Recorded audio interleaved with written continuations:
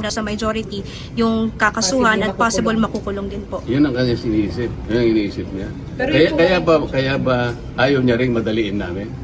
Dahil gusto niyang may makulong. Ganun ba? Because that argument can cut both ways.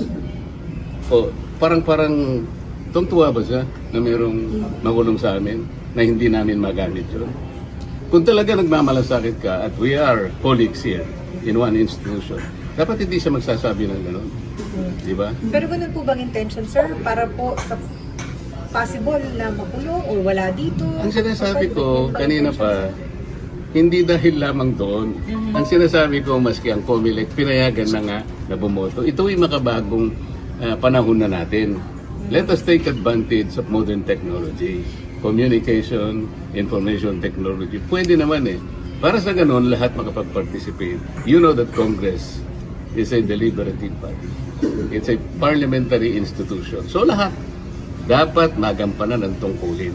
Bakit mo i-deny sa kanya yun? Sabi naman namin doon, under justifiable conditions or situations. So, paliliwanag na, hindi pa nga kami makapag-debate.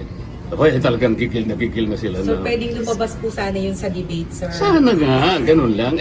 Kung hindi naman sila magbibigay ng pagkakataon na pag-usapan namin, naku, kamumusyon ko pa lang, talagang akala mo yun.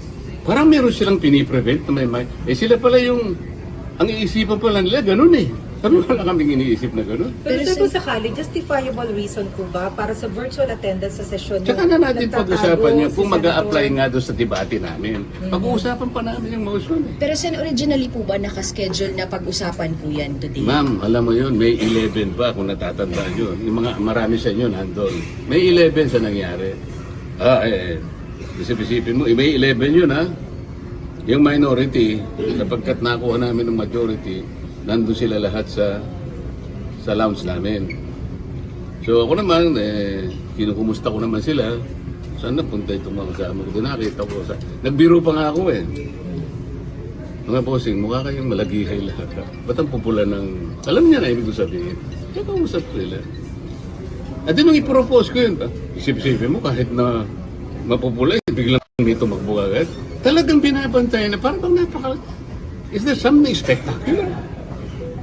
Yun ang problema. Bakit parang napaka-special sa inyo? Parang bakit takot na takot ka ba kayo na i-amend natin ito? Ayaw ba ninyong i-take advantage sa modern technology?